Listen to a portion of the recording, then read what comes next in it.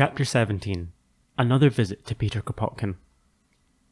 A few days before our expedition started for the Ukraine, the opportunity presented itself to pay another visit to Peter Kropotkin. I was delighted at the chance to see the dear old man under more favourable conditions than I had seen in March. I expected at least that we would not be handicapped by the presence of the newspaper men as we were on the previous occasion.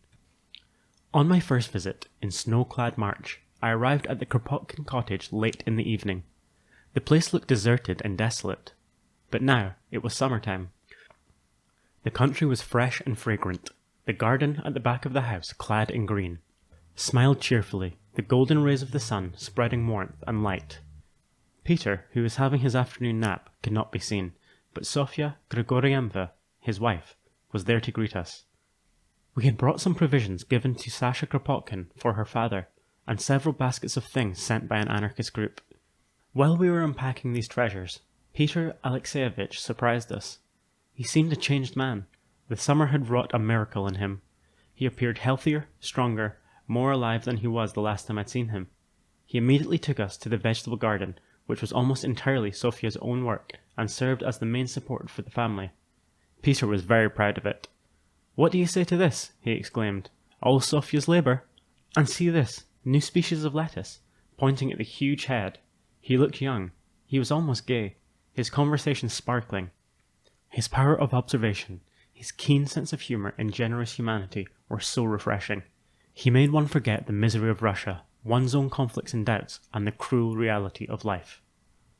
After dinner, we gathered in Peter's study, a small room containing an ordinary table for a desk, a narrow cot, a washstand, and shelves of books. I could not help making a mental comparison between this simple, cramped study of Kropotkin and the gorgeous quarters of Radek and Zinoviev. Peter was interested to know my impressions since he had saw me last.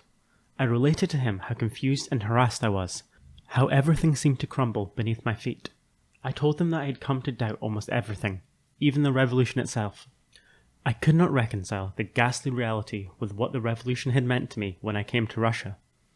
Were the conditions I found inevitable, the callous indifference to human life, the terrorism, the waste and agony of it all?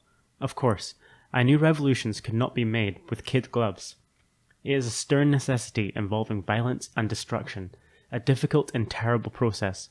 But what I had found in Russia was utterly unlike revolutionary conditions, so fundamentally unlike as to be a caricature. Peter listened attentively. Then he said, "There is no reason whatsoever to lose faith. I consider the Russian Revolution even greater than the French, for it has struck deeper into the soul of Russia, into the hearts and minds of the Russian people. Time alone can demonstrate its full scope and depth. What you see today is only the surface, conditions artificially created by a governing class. You see a small political party which by its false theories, blunders and inefficiency has demonstrated how revolutions must not be made." It was unfortunate, Kropotkin continued, that so many of the anarchists in Russia and the masses outside of Russia had been carried away by the ultra-revolutionary pretenses of the Bolsheviki. In the great upheaval, it was forgotten that the communists are a political party firmly adhering to the ideas of a centralized state, and that, as such, they were bound to misdirect the course of the revolution. The Bolsheviki were the Jesuits of the Socialist Church. They believed in the Jesuitic motto that the end justifies the means. Their end being political power, they hesitate at nothing. The means, however, have paralyzed the energies of the masses and have terrorized the people. Yet without the people, without the direct participation of the masses in the reconstruction of the country, nothing essential could be accomplished. The Bolsheviki had been carried to the top by the high tide of the revolution. Once in power, they began to stem the tide. They have been trying to eliminate and suppress the cultural forces of the country not entirely in agreement with their ideas and methods. They destroyed the cooperatives, which were of utmost importance to the life of Russia, the great link between the country and the city. They created a bureaucracy of officialdom which surpasses even that of the old regime. In the village where he lived, in Little Dimitrov, there were more Bolshevik officials than ever existed there during the reign of the Romanovs. All those people were living off the masses. They were parasites on the social body, and Dimitrov was only a small example of what was going on throughout Russia. It was not the fault of any particular individuals, rather, It was the state they had created, which discredits every revolutionary ideal, stifles all initiative, and sets a premium on incompetence and waste. It should also not be forgotten, Kropotkin emphasized, that the blockade and the continuous attacks on the revolution by the interventionists had helped to strengthen the power of the communist regime. Intervention and blockade were bleeding Russia to death, and were preventing the people from understanding the real nature of the Bolshevik regime. Discussing the activities and the role of anarchists in the revolution, Kropotkin said, "We anarchists have talked much of revolutions, but few of us have been prepared for the actual work to be done during the process.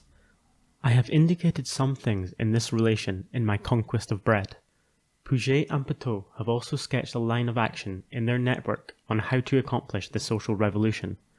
Kropotkin thought that the anarchists had not given sufficient consideration to the fundamental elements of the social revolution.